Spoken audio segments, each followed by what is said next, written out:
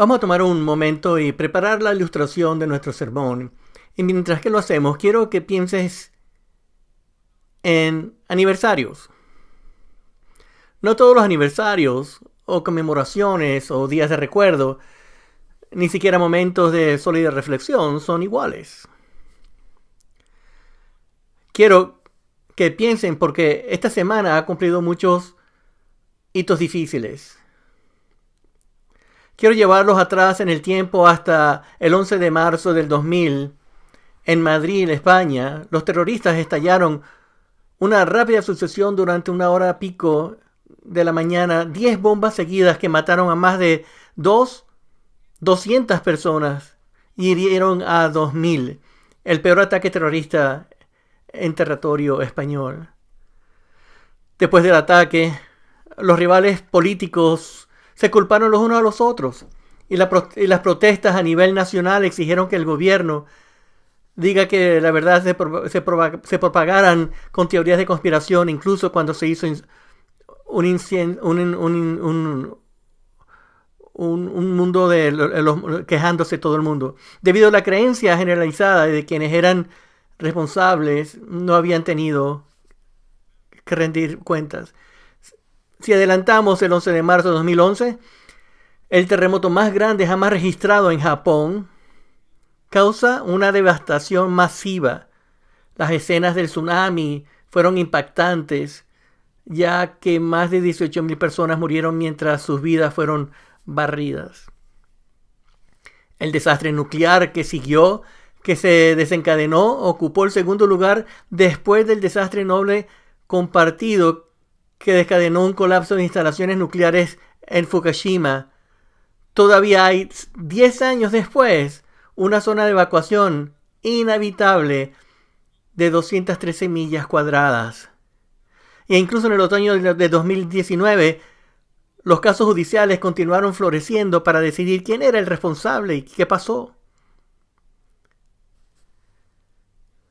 Ayer, el 13 de marzo, superamos un hito.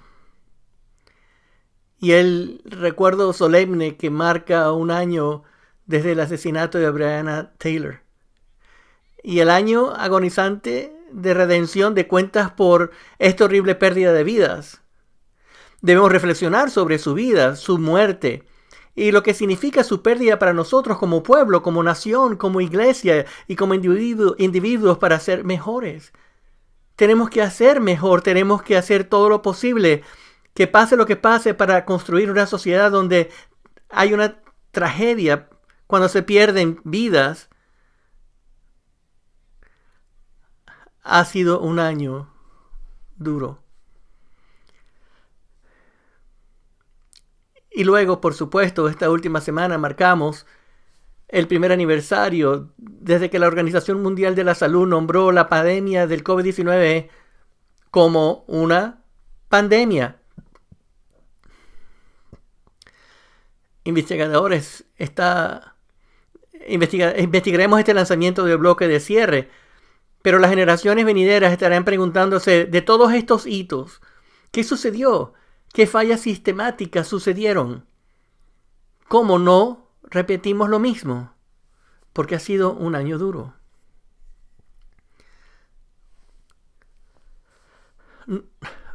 Podía recordar una canción que fue un elemento básico de mis años de adolescencia en la iglesia. Los tiempos difíciles están ahí, llenando el miedo los corazones de los hombres. Entonces, ¿qué hará Santiago si nos dejará colgados? Este libro no es ajeno al castigo y a la reprimenda mordaz. Lo terminaremos ahí, donde Santiago básicamente dice que como un sargento de instrucción espiritual se pone en forma y si no, esta va a ser mi última palabra. Verán que comenzamos esto hace unas 10 semanas porque sabíamos que necesitábamos reiniciar luego del Espíritu Santo cuando dice: permíteme darles un texto de la Escritura que se adaptará al momento de vidas. Y entonces comencemos el capítulo 1 y Santiago.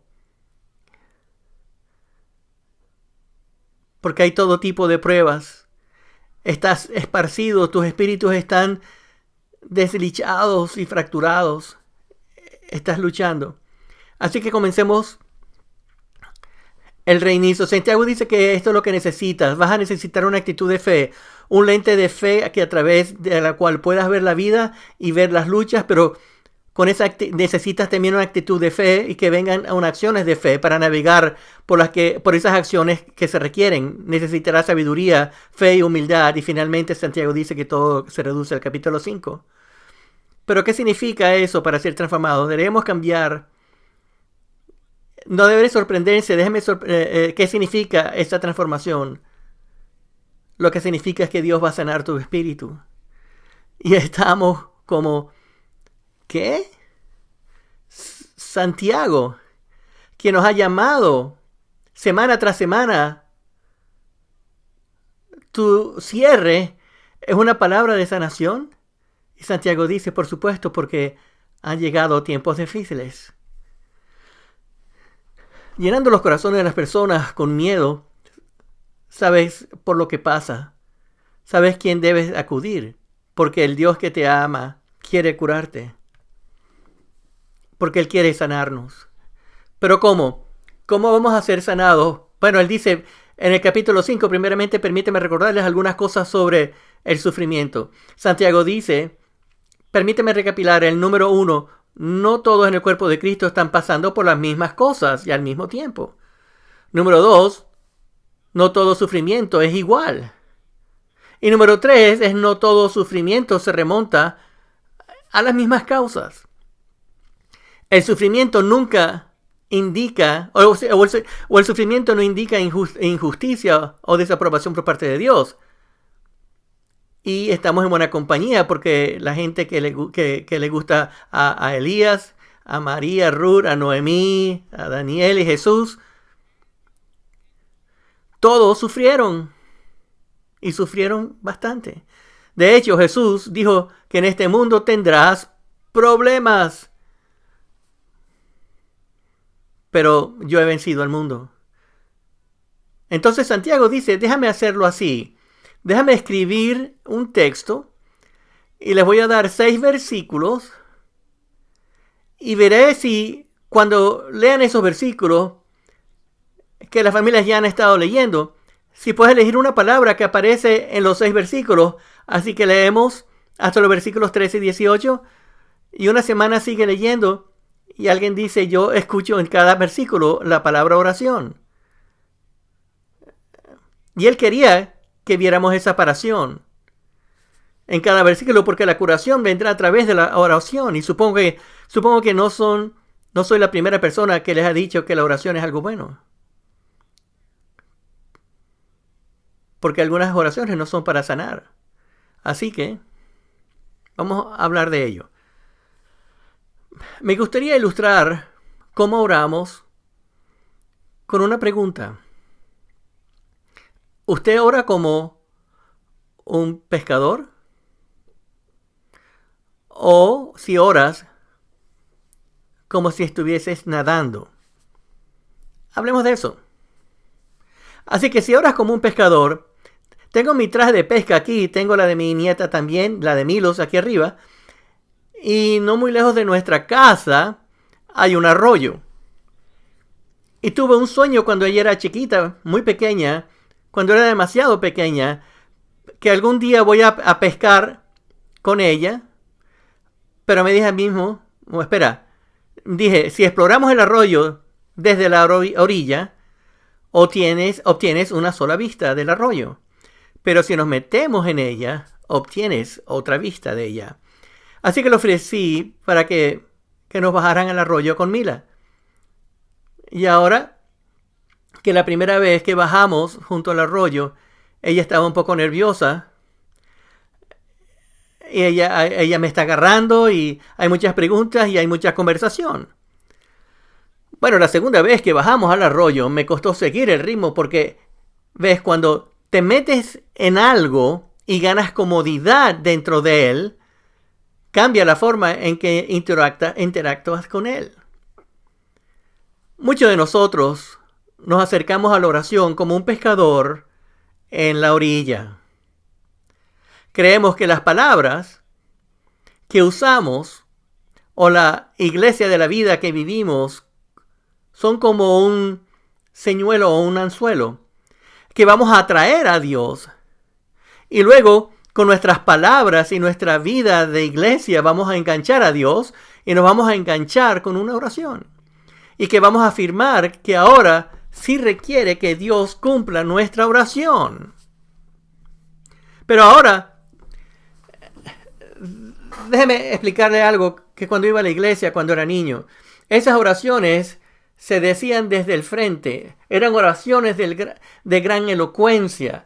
Había muchas de estas y de aquellos y votos.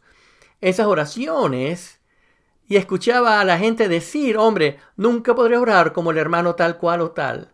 Teníamos clases que en ese momento ni siquiera codificaban a las mujeres jóvenes. Eran solo para el niño. Pero nos iban a enseñar a orar. Pero en 1973, cuando tenía 13 años, tratando de descubrir cómo conectarme de la misma manera. ¿Ves? Estábamos convencidos de que con el lenguaje formal que nos enseñaron, estábamos diciendo una reverencia y respeto a Dios, y no quiero quitarle a nadie de nada. La Biblia nos dice que la oración es como un incienso que fluye hacia las fosas nasales de Dios. Pero no es de eso de lo que estoy hablando. Porque mira, en esas clases, ellos estaban entrenados. Ellos no estaban entrenando nuestro corazón, sino nuestras palabras. Nos estaban enseñando cómo usar un señuelo o un anzuelo. Incluso escuchaba a la gente decir, necesitas llamar al hermano tal y cual, porque la oración del hombre justo vale mucho. Lo que significa que ellos en las oraciones, lo que estamos haciendo sin dudar alguna era que nos manteníamos, era realmente enfermos. Porque lo que nos enseñamos a nosotros mismos fue que hay que decirlo bien y todo tiene que estar bien para que usted te asegure de que Dios se enganche en la oración. Y eso hizo que escondiéramos nuestras vidas y pretendiéramos que había justicia donde había injusticia, para pretender que todo era luz cuando estábamos en la oscuridad, en los rincones y grietas de nuestras vidas. De hecho, no se estaba curando a sí mismo. Él dice, confiesen sus pecados los unos a los otros para que pueda ser sanado. Él quiere, tienes que abrirte, tienes que dejarlo salir todo, tienes que dejar tu infección y tu defecto que se muestre, porque la gente sabe que necesitas reiniciarte. Por eso esa carta tiene ese aspecto que tiene. Es por eso que él grita, el pecado llama a la oscuridad, no en condenación, sino con la esperanza de sanarnos con lenguas, y que tienes que orar como la gente más ora. Nunca orar como un pescador en la orilla. Hay que meterse en el agua. Santiago dice, hay otra forma de orar. Y ese es el de nadar. Nadar para zambullirse en las aguas con Dios. Para zambullirse donde estás incómodo, pero que Dios habita, para zambullirte donde tienes que dejarte llevar, donde estás flotando alrededor y tienes que empezar a confiar en el poder sustentor de Dios. Tienes que llegar a donde Dios está para obtener la sanidad que Dios ofrece. No estamos en la orilla tratando de hacer que Dios salga del agua y que nos dé algo de lo que queremos, una barajita o un regalo que apreciamos, y luego Dios puede volver a las profundidades y esperar que se salga de nuevo para preguntarle de nuevo. Él quiere que nos sumerjamos con Él. Verás, eso es lo que Santiago nos llama a la final de este libro. Él dijo que tú te sumerges cuando estás en problemas, te sumerges cuando estás lastimado y cuando estás con pecado, te abres y que se sepa. Pero yo sé que es incómodo, pero ahí es donde está la curación, dice Santiago. Ora. Así que quiero que entienda que Santiago dice, ora. Así que nos da 6 pasos en el agua que nos enseña. El número 1 es que oren por todo. Santiago dice, oren acerca de todo, tráiganlo delante del trono de Dios. Número 2, asegúrense que sus oraciones tengan capas. Lo voy a decir de nuevo. Asegúrese que sus oraciones tengan capas. Usted puede empezar diciendo, querido Dios, esto es lo que quiero. Y luego puede decir, querido Dios, me pregunto si no quiero eso. Entonces podría ser el siguiente. Di que el Espíritu trabaje en mi corazón. Y después vas, por favor, dime, ¿estoy seguro que esa es la oración que yo quiero? Número 3. Confía en Dios y no en su oración. No se nos enseña la Biblia a confiar en el poder de la oración. Se nos enseña a confiar en el poder de Dios. Acercarse primero a Él y Él se acercará a ti. Número 4. Ore como una persona justa, no como una persona perfecta. Dijo que la oración de los justos vale mucho, no la oración de los perfectos es lo que vale mucho. No es la oración de la persona que se disfraza de abogado y se hace mirar de una manera particular en Jesús cuando condena en Mateo 23 a los fariseos. Santiago ha venido a Dios como una persona que Dios ha hecho justa y recuerda que Él es el que da el ejemplo que está exacto que da de Elías cuando se fue en la montaña. Él alababa a Dios y se compadecía de sí mismo. Él estaba en todo el mapa. Santiago dice que aquí hay un ejemplo de rectitud. Solo ora por él. El número 5. Orar es una primera respuesta, no el último recurso.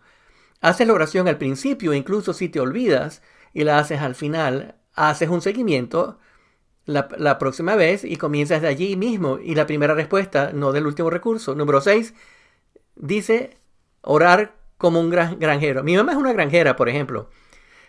Mi mamá no puede hacer que caiga la nieve en el invierno y no puede hacer que la lluvia llegue en la primavera y no puede hacer que salga el sol en el verano.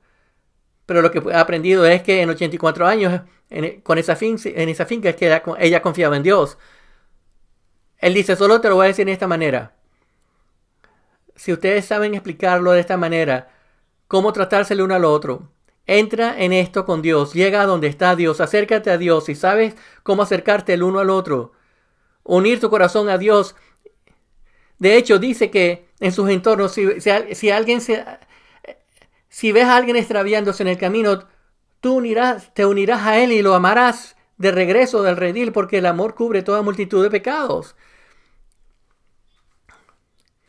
Porque enseñarás a ser sanadores como unos a los otros y distribuir esperanzas y heridas. Y queremos ser como Él. Amén.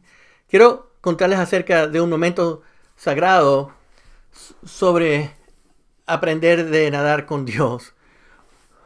Un grupo de muchachos aquí fueron a pescar. De hecho, bajamos a recoger moluscos en el Golfo de México. Fue Mike Thornton quien nos llevó en su bote. Su hijo Brian estaba en el bote con nosotros. Hemos estado ahí todo el día. Buceamos con snorkel. Y estábamos cansados, nos los quitamos. Y estábamos listos para entrar de nuevo. Pero después Brian